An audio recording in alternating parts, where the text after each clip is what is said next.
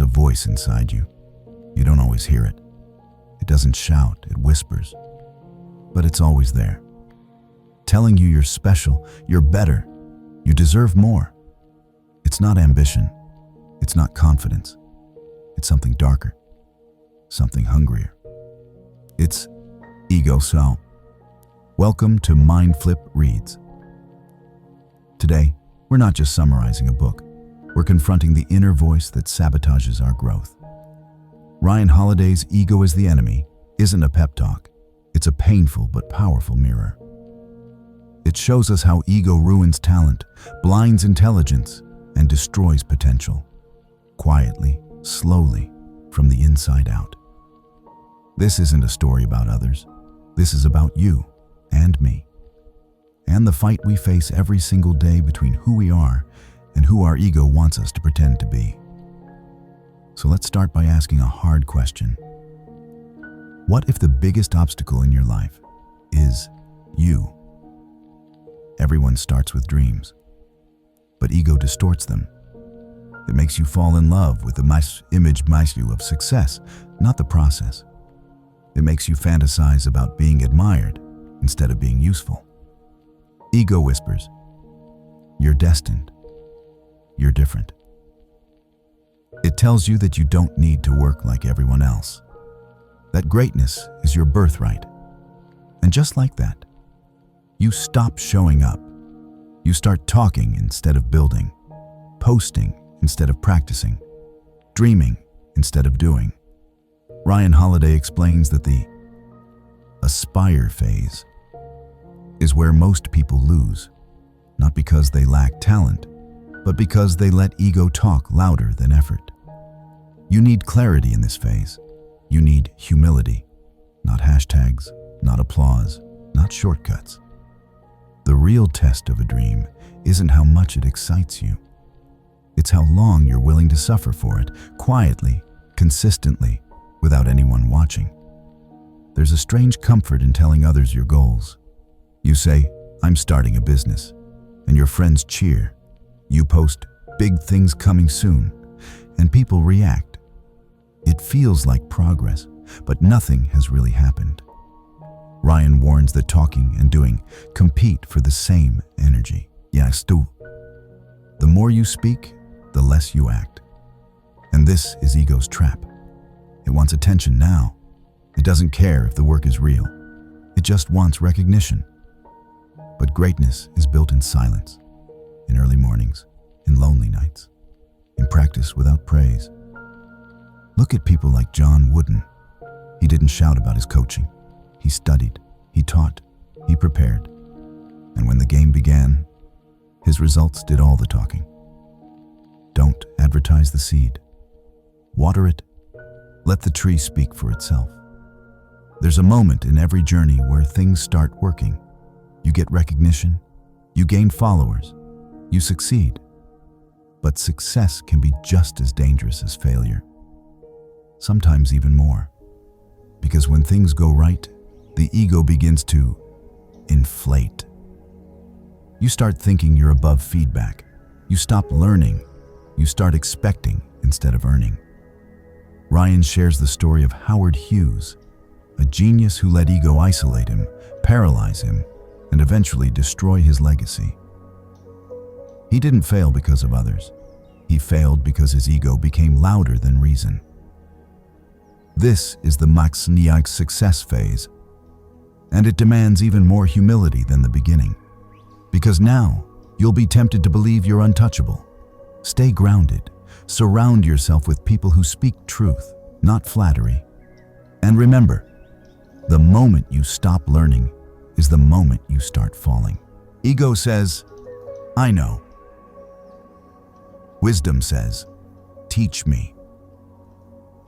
The people who grow are the ones who never stop learning, even at the top. They're not threatened by new ideas. They welcome them. Ryan talks about legendary coaches, artists, and leaders who became great not because they were the smartest, but because they were always curious. Being a student is not about being weak. It's about being open. You don't need to be the smartest in the room. Just be the one who listens the most. And when you're praised, be humble. When you're challenged, be grateful. When you fail, be willing to ask. What can I learn from this? Because ego wants to be seen as great. But students actually become great. Failure is hard, but ego makes it unbearable. When your identity is tied to your success, any failure feels like a personal death.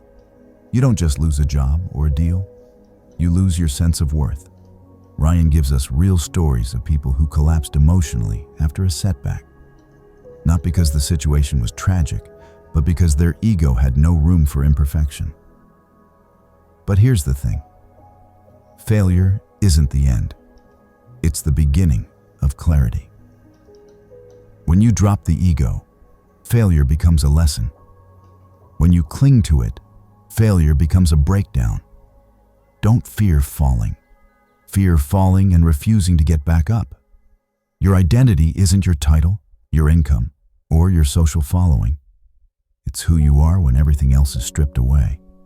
Passion is loud, it's exciting, wild, emotional, but it burns out fast. Purpose is quieter, it's steady, it sticks around when the excitement fades. Ryan challenges the modern advice of follow your passion. He says, passion makes people impatient, erratic, easily discouraged. Purpose, on the other hand, gives you direction without ego. No, you're not doing something to prove a point. You're doing it because it matters.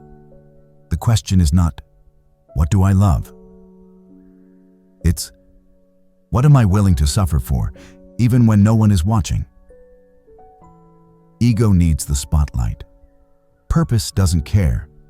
The real legacy comes from doing meaningful work, even if no one claps. One of ego's nastiest traits is entitlement. The belief that you deserve more simply because you exist. You start thinking, they owe me. I shouldn't have to do this. I'm above that. But Ryan reminds us, nobody owes you anything. Not success, not recognition, not respect. The world rewards results, not resumes. Actions, not attitudes. If you feel stuck, ask yourself, am I acting like I deserve this? Or am I actually earning it? Let go of what you think you're owed and pour everything into becoming worthy of what you want. Because ego demands, but excellence earns. You don't kill ego once and move on. It's a daily fight. Oh. Every day, ego tries to creep in. Through compliments, through comparison, through fear. So Ryan suggests rituals. Reflect in silence, journal your thoughts, serve others, admit when you're wrong. These aren't dramatic acts. They're simple, daily detoxes. Little acts of humility that keep the ego in check.